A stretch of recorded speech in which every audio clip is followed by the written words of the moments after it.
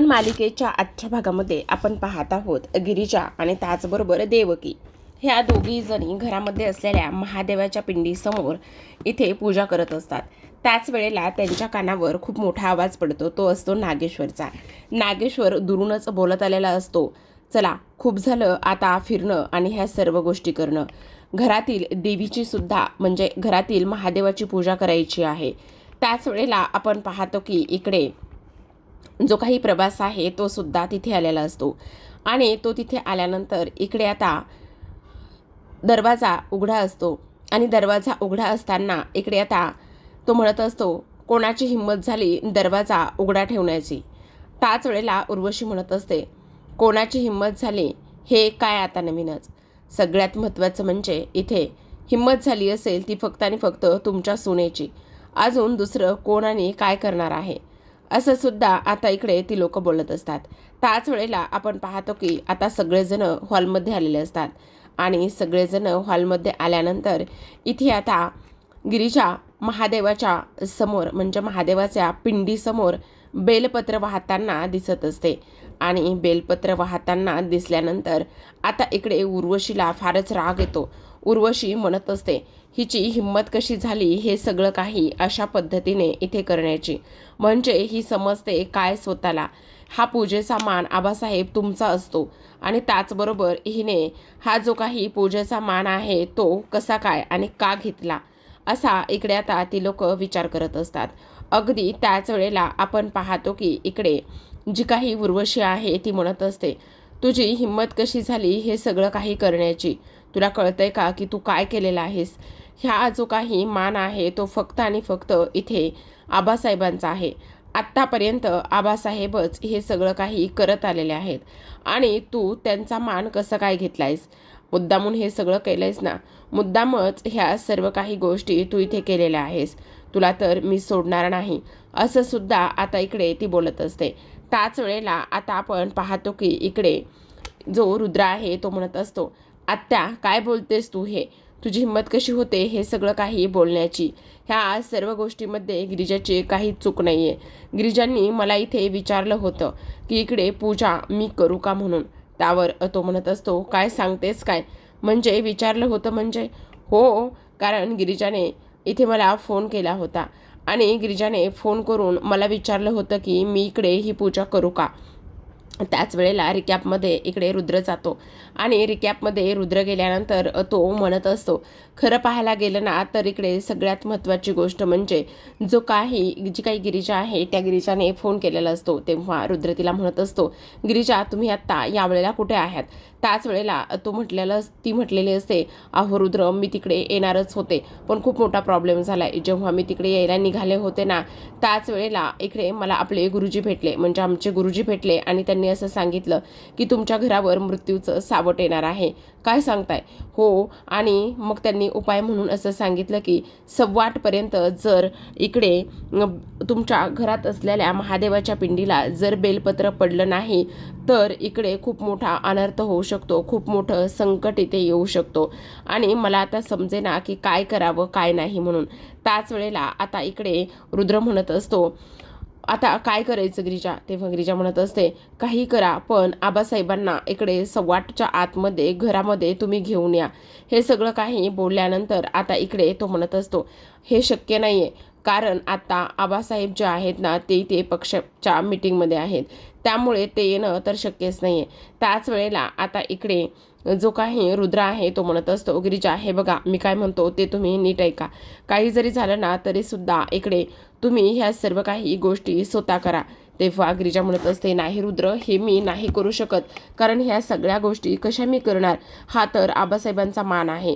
त्यावर आता इकडे रुद्र म्हणत असतो, तो आबासाहेबांचा मान जरी असला ना तरी सुद्धा मी सांगतोय ना तुम्हाला, घरावर येणारं जर मृत्यूचं संकट दूर होणार असेल ना तर तुम्ही ह्या सर्व काही गोष्टी ज्या आहेत ना त्या तुम्ही करा, असं सुद्धा आता इकडे तू एवढंच बोलत असतो आणि त्याच वेळेला तो म्हणत असतो, आणि इकडे काही जरी झालं ना तरी सुद्धा इकडे तू हे सगळं काही करू शकतोस. आणि त्याचबरोबर इथे रुद्रने सांगितल्यामुळे आता इकडे जी गिरिजा आहे त्या गिरिजाने इकडे महादेवाच्या पिंडीवर बेलपत्र वाहिलेलं असतं.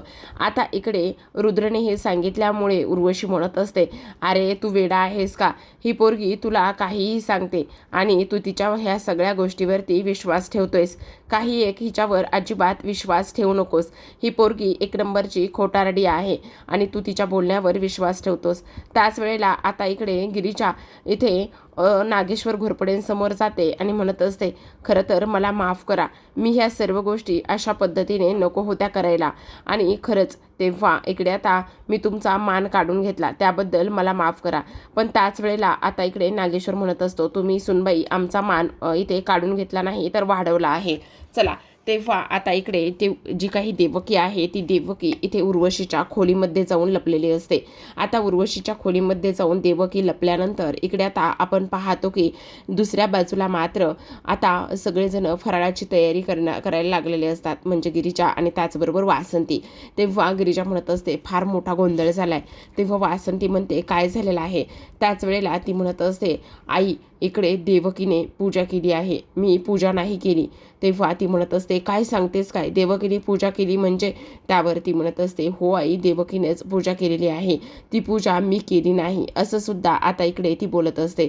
त्याच वेळेला आपण पाहतो की इकडे लगेचच आता देवकी इथे कशी आली. तेव्हा ती म्हणत असते, देवकीला मी इथे घेऊन आलेली आहे, मला आता तेच काय करावं काय नाही ह्या सर्व काही गोष्टी इथे आता समजत नाहीयेत. हे सगळं काही आता इकडे ती बोलत असते. आता इकडे मात्र लगेचच वासंती म्हणत असते, गिरिजा तू खूप मोठी चूक केलेली आहेस, तू उगचच ह्या सर्व काही गोष्टी उगचच केलेल्या आहेस. काय गरज होती हे सगळं काही करण्याची आणि त्याचबरोबर देवकीला इथे आणण्याची? तू खूप मोठी चूक केलेली आहेस. त्याच वेळेला आता इकडे ती म्हणत असते, नाही मी काही एक चूक केलेली नाही आहे, कारण इकडे त्यांनीच इथे पूजा केलेली आहे, त्यांना हक्क मिळवून देण्याचं काम आपलं आहे, असं सुद्धा आता इथे ती बोलत असते. त्याच वेळेला आपण पाहतो की इकडे आता दुसऱ्या बाजूला सावी धावतच उर्वशीच्या खोलीमध्ये गेलेली असते आणि त्याच खोलीमध्ये इथे आता जी आपली देवकी आहे ती सुद्धा असते. आता जेव्हा सावी तिथे येते त्यावेळेला उर्वशीला ती म्हणत असते, काय चाललंय मावशी? तेव्हा आता उर्वशी तिला म्हणते, तुझं काय चाललेलं आहे? तू डोक्यावर पडली आहेस का? मूर्ख आहेस का? काय चाललंय तुझं? अगं अशा पद्धतीने कोण वागतं? आणि त्याच वेळेला ती म्हणत असते, म्हणजे मला नाही समजलं, अगं तिकडे एवढा देवळामध्ये कार्यक्रम होता, तिकडे गिरिजा सुद्धा नव्हती, मग तू जर देवळामध्ये आली असतीस तर किती काही गोष्टी झाल्या असत्या. काय तू देवळामध्ये आली सुद्धा नाहीयेस? अगं रुद्रच्या जवळ जाण्याचा हा तुला एक खूप मोठा चान्स आणि खूप मोठी संधी सुद्धा मिळालेली असते. हे सगळं काही ती बोलत असते. आता त्याच वेळेला इकडे ती म्हणत असते, आता मी तुझ्या डोक्याने अजिबात चालणार नाहीये, काही जरी झालं ना तरी सुद्धा इकडे मी तुझ्या डोक्याने नाही जाणार आहे. म्हणजे मला नाही समजलं तुला नेमकं काय म्हणायचं आहे तर. त्यावर ती म्हणत असते, हो कारण मी तुला सांगते ना ते अगदी बरोबर आहे, कारण इकडे मला कळलंय की इकडे गिरिजा जी आहे ना ती माझ्या इतकी तिची बराबरी होऊ शकत नाही. म्हणजे तिला मला ज्या गोष्टी समजतायत ना त्या गोष्टी तिला समजत नाहीत आणि त्याचमुळे इकडे आता मी माझ्या पद्धतीने रुद्रला मिळवण्याचं ठरवलेलं आहे.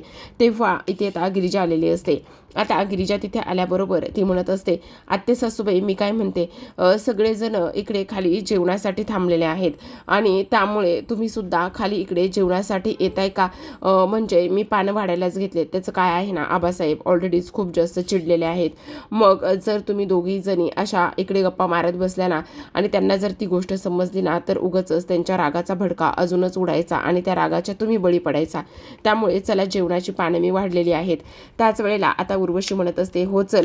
आणि तेव्हा ती म्हणत असते, आता काय इथेच बसणार आहेस का की बाहेर सुद्धा येणार आहे? चल ना मग बाहेर जाऊन जे काही करायचं आहे ते करूया, असं सुद्धा आता इकडे ती बोलत असते.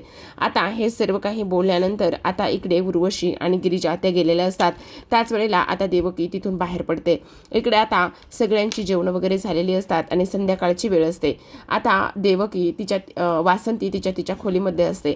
नागेश्वर पाठीमागून येतो आणि एकदमच वासंतीच्या पुढ्यात जाऊन उभा राहतो. वासंती फारच घाबरलेली असते. आता वासंती घाबरल्यानंतर इकडे आता ती म्हणत असते, काय झालं? तेव्हा तो म्हणत असतो, घाबरलात? तेव्हा ती म्हणत असते, नाही घाबरला नाहीत, हा म्हणजे हो म्हणजे नाही म्हणजे. तिला काय बोलावं त्याच गोष्टी समजत नसतात. आता इकडे नागेश्वर तिला म्हणत असतो, तुमचं हे सगळं काय चाललंय काय नाही ह्या गोष्टी मला समजत नाही असं तुम्हाला वाटतंय का? त्यावर ती म्हणत असते, म्हणजे मला नाही समजलं तुम्हाला काय म्हणायचं आहे तर. त्यावर इकडे आता तो म्हणत असतो, मला देवकीचा फोटो हवा आहे. तेव्हा आता इकडे तिला खूपच मोठा धक्का बसतो. तेव्हा नागेश्वर म्हणत असतो, तुमच्याकडे देवकीचा फोटो आहे ना?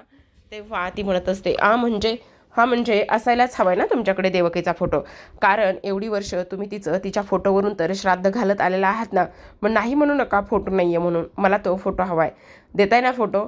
तेव्हा आता इकडे वासंती कपाटातून देवकीचा फोटो काढते आणि देवकीचा फोटो काढल्याबरोबर आता नागेश्वर त्या फोटोवर मोबाईलमध्ये एक फोटो क्लिक करत असतो. तेव्हा इथे वासंतीला खूपच मोठा धक्का बसतो. आता इकडे नागेश्वर विचारत असतो, हां तुमच्या मनामध्ये जो काही प्रश्न पडलाय ना तो प्रश्न तुम्ही ते विचारणार नाहीत का? तेव्हा ती म्हणत असते, म्हणजे मला नाही समजलं. हो, तोच प्रश्न तुमच्या मनामध्ये जो पडलाय ना तोच प्रश्न तुम्ही ते विचारणार नाही आहेत का? म्हणजे मी मी ना ते श्राद्ध एवढे दिवस घालते ना ते तुम्हाला आवडत नाही हे मला कळतंय. त्यावर नागेश्वर म्हणत असतो, तो प्रश्न नाही आहे हो, तुम्ही काही वेड्या समजता की काय आम्हाला? तुम्हाला प्रश्न पडलाय ना की हा फोटो आम्ही आमच्या मोबाईलमध्ये का काढलाय म्हणून, त्या प्रश्नाबद्दल आम्ही बोलतोय. मग ऐका, हा फोटो आम्ही आमच्या मोबाईलमध्ये काढलेला आहे कारण आम्हाला इकडे तिला शोधायचं आहे आणि ती जिवंत आहे हे आम्हाला समजलंय. असं म्हटल्यानंतर आता इकडे जो काही नागेश्वर आहे तो तिला म्हणत असतो, तुम्हाला असं वाटतंय का की तुम्ही स्वतः वेड्या खरंच आहात की अजून वेडेपणाचं जे काही हे सोंग करताय ते दाखवताय, काय चाललंय तुमचं? आता इथे वासंतीला मात्र फारच मोठा धक्का बसलेला असतो.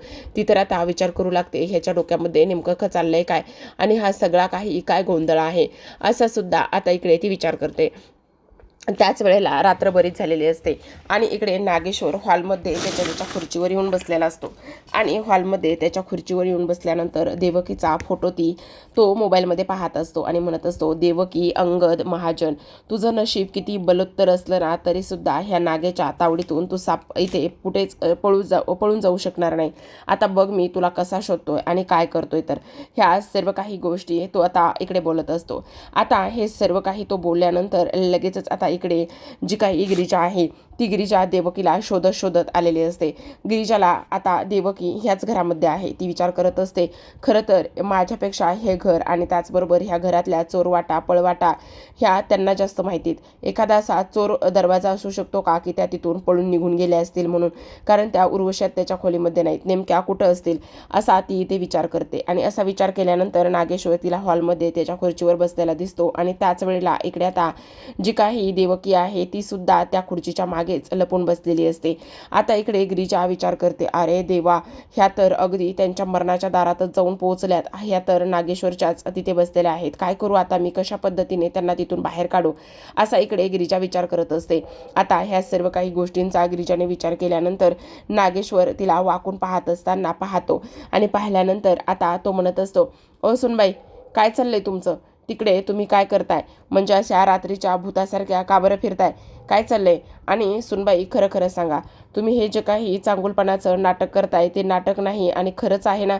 तेव्हा ती म्हणत असते, आबासाहेब असं काय करताय? अहो, खरं तर मी तुम्हाला सांगितलं ना की चुकून मी ती पूजा केली. खरं तर मी तो पूजेचा तुमचाच मान होता, पण मी ती पूजा करायला नको होती, पण माझ्याकडून ती पूजा चुकून झाली. त्या सर्व गोष्टीसाठी खरंच अगदी मनापासून सॉरी बरं का. हे सगळं काही आता इथे ती बोलत असते. आता ह्या सर्व काही गोष्टी इथे बोलल्यानंतर लगेचच आपण पाहतो की इकडे ती म्हणत असते, नाही नाही, काय झालं ना, मी इकडे फिरते ना तर मी ह्यांना शोधत होते आणि हे आणखी आले नाही आहेत ना, म्हणूनच मी इकडे त्यांना शोधत होते. त्यावर लगेच आता इकडे नागेश्वर म्हणत असतो, हो, एक गोष्ट मात्र तुम्ही विसरू नका, तुम्ही फक्त ह्या घरच्या फक्त आणि फक्त 1-2-4 महिन्याच्याच पाहुण्या आहेत. त्यानंतर तुम्ही तुमचं जे काही गाठोडा आहे ना ते बांधायला घेऊ शकता बरं का. म्हणजे उगाचच तुम्ही वेगळ्याच भ्रमात राहायच्या आणि त्याचबरोबर तुम्ही नाही ते उद्योग करून ठेवायचा. तेव्हा गिरिजा म्हणत असते, नाही आबासाहेब, माझ्या पूर्ण लक्षात आहे ना, मी फक्त 4 महिन्याचीच पाहुणी आहे इथे म्हणून ह्या सर्व गोष्टी माझ्या व्यवस्थित लक्षात आहेत. तुम्ही त्या सर्व गोष्टींची काळजी करू नका, असं सुद्धा आता इथे ती बोलत असते. आता हे सर्व काही इथे बोलल्यानंतर लगेचच आता इकडे आपण पाहतो की जो काही नागेश्वर आहे त्या नागेश्वरने मात्र गिरिजाला सक्त ताकीदच दिलेली असते की इकडे तुम्ही हा जो काही चांगुलपणाचा आव आणताय ना, तो चांगुलपणाचा आव आमच्यासमोर आणायचा नाही. काही झालं तरी सुद्धा तुम्ही कोण आहात, काय आहात, कशा आहात हे विसरून चालायचं नाही, समजलं तुम्हाला. ही अशी सरळ सरळ धमकी दिलेली असते. आणि त्याच वेळेला आता इकडे नागेश्वरला एकाचा फोन आलेला असतो आणि फोनवर त्याने स्पष्टपणे सांगितलेलं असतं की आता आम्ही तुम्हाला एक WhatsAppला फोटो पाठवलेला आहे आणि तो फोटो बघायचा आणि त्याचबरोबर त्या व्यक्तीचा ताबडतोब शोध घ्यायला सुरुवात करायची. आणि ती व्यक्ती इथे कोल्हापुरातच आहे असं सुद्धा, इथे तुळजापुरातच आहे असं सुद्धा सांगितलेलं असतं. त्याच वेळेला आता गिरिजाला फारच मोठा धक्का बसतो की हा नेमका कोणाला शोधतोय, का शोधतोय, ह्या सगळ्या गोष्टी तिला आता इथे काही केल्या उलगडत नसतात, समजत नसतात. आता नागेश्वर तर तिथे फोनवर बोलत बोलत निघून गेलेला असतो. पण आता नागेश्वर तिथून फोनवर बोलत निघून गेल्यानंतर इकडे आता आपण दुसऱ्या बाजूला पाहतो की इथे देवकी आणि त्याचबरोबर गिरिजा बोलत असतात. आता इकडे गिरिजा म्हणत असतात, तुम्ही काय करत होतात इथे, आणि त्याचबरोबर तो नागेश्वरच्याच तुम्ही जवळ जाऊन बसलात, तेव्हा आता हे बघा, तुम्हाला इथे जास्त वेळ थांबता येणार नाहीये, तुम्हाला इथून निघून गेलं पाहिजे. जर तुम्ही कोणाच्या इथे नजरेस पडलात ना तर फार मोठा प्रॉब्लेम होऊ शकतो, तुम्ही आता इकडून निघून जा. आता नागेश्वरचं फोनवरचं बोलणं आटोपलेलं असतं आणि तो त्याच्या खोलीमध्ये चाललेला असतो. आणि त्याच वेळेला आता इकडे गिरिजाने जी काही देवकी आहे त्या देवकीला तिथून बाहेर काढलेलं असतं आणि असंही सांगितलेलं असतं की उद्या आता वर्धापन दिन आहे, त्या वर्धापन दिनामध्ये तुम्ही यायचंय. आणि त्याचबरोबर आता इकडे काही जरी झालं ना तरी सुद्धा नागेश्वर समोर येऊन उभे राहायचं आहे असं गिरिजाने सांगितलेलं असतं. आता दुसऱ्या दिवशी सकाळची वेळ असते. दुसऱ्या दिवशी सकाळी मात्र इकडे आता गिरिजा छान अशी तयार झालेली असते. आणि त्याच वेळेला इकडे जी काही वासंती आणि त्या दोघीजणी बोलत असतात. खरं पाहायला गेलं तर आता गिरिजाने जी देवकी आहे तिला ह्या सगळ्या गोष्टी सांगितलेल्या असतात की कशा पद्धतीने हे सगळं काही बोलायचं, काय करायचं, हे सगळं काही सांगितलेलं असतं. आणि त्याचबरोबर मोठं धाडससुद्धा दाखवायचं. तिने वासंतीला आणि देवकीला ह्या दोघींना सुद्धा ह्या सगळ्या गोष्टी समजून सांगितलेल्या असतात. आता इकडे जी काही गिरिजा आहे ती म्हणत असते, मला एक गोष्ट समजत नाही आहे, म्हणजे इकडे ह्यांना समजलं असेल का की इकडे देवकी ह्या कोल्हापुरातच आहेत. तेव्हा वासंती म्हणते, गिरिजा तुला एक गोष्ट सांगू का, त्यांनी रात्री ना माझ्याकडून देवकीचा फोटो त्यांच्या मोबाईलमध्ये काढून घेतला आहे. तेव्हा गिरिजा म्हणते, काय सांगताय, तरीच ते रात्री कोणाला तरी फोनवर बोलत होते आणि त्यांना ही गोष्ट माहिती की देवकी इथे तुळजापुरातच आहे म्हणून, कारण त्यांनी रात्री फोनवर कोणाला तरी बोलताना सांगितलं की ताबडतोब ह्या व्यक्तीला शोधून काढायचे म्हणून. तेव्हा आता इकडे गिरिजाला एन्जॉयमध्ये जायचं असतं, ते सुद्धा रुद्रसोबत. आणि त्याच वेळेला ती इकडे रुद्रकडे आलेली असते आणि रुद्रला म्हणत असते, काय हे रुद्र, आज पण एवढं काम करणार आहात का? अहो एन्जॉयमध्ये जाण्याची वेळ झाली ना, मग एन्जॉयमध्ये जायचं नाही का? किती काम करताय? त्याच वेळेला रुद्र म्हणत असतो, त्याचं काय आहे ना, वर्धापन दिन सोहळा आहे ना उद्या, मग त्यामध्ये कोण कोण गेस्ट येणार आहेत, कोण कोण पाहुणे वगैरे येणार आहेत ना, त्या सर्वांची पुन्हा एकदा लिस्ट चेक करत आहे. बस होतच आलेलं आहे, झालं की जाऊयात. त्यावर लगेच आता इकडे गिरिजा म्हणत असते, हो चालेल ना. आता इकडे खरं तर गिरिजा चाललेली असते आणि त्याच वेळेला गिरिजा विचार करत असते, खरं तर आता ह्या वर्धापन दिन सोहळ्यामध्ये खूप सारे लोक येतील, खूप मोठे मोठे पाहुणे वगैरे हे सगळे कोणी असतील आणि ते देवकीला आणि अंगदला सुद्धा ओळखणारे असतील, त्याचबरोबर नागेश्वरचे सुद्धा खूप जवळचे लोक असतील, असा ती विचार करते. त्याच वेळेला रुद्र तिला आवाज देतो आणि म्हणत असतो, गिरिजा मला तुमच्याशी बोलायचं आहे. तेव्हा गिरिजा म्हणत असते, हा बोला ना, मला तुम्हाला काहीतरी द्यायचंय, असं इकडे तो तिला म्हणत असतो. तेव्हा गिरिजा म्हणते, काय द्यायचं आहे? त्यावर लगेच आता इकडे रुद्र म्हणत असतो, हे बघा ना, मला तुम्हाला काय द्यायचं आहे, असं म्हणून तो आता इकडे लगेचच तिच्यासमोर एक टेडी पकडतो आणि टेडीवरती आय लव्ह यू असं लिहिलेलं असतं. आता गिरिजा तो टेडी पाहिल्यानंतर इकडे तिला धक्काच बसतो.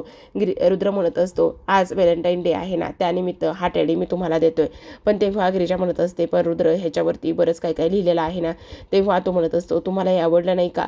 तर आता गिरिजा काय उत्तर देईल हे पाहणं फारच इंटरेस्टिंग असतं. तर आता प्रेक्षकांनो, आजच्या भागामध्ये एवढंच. उद्याचा भाग फारच इंटरेस्टिंग असणार आहे, कारण गिरिजा आता इकडे म्हणत असते, मला तर खूप टेन्शन आलेलं आहे.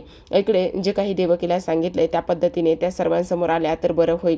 त्याच वेळेला आता इकडे वासंती म्हणत असते, पण गिरिजा मला फार भीती वाटते ग, मी हे सगळं काही बोलू शकेल का नाही बोलू शकेल हे मला कळत नाही. तेव्हा गिरिजा म्हणत असते, आई आता इथंपर्यंत लढाई आपण लढत आलेलो आहोत, मग आता महागार नकोय, प्लीज तुम्ही असा विचार अजिबात करू नका, असं इकडे ती बोलते. त्याच वेळेला आपण पाहतो की इकडे आता गिरिजा म्हणत असते, तुम्ही अजिबात काळजी करू नका. तेव्हा देवकी म्हणत असते, पण मला फार भीती वाटते ग बाळा.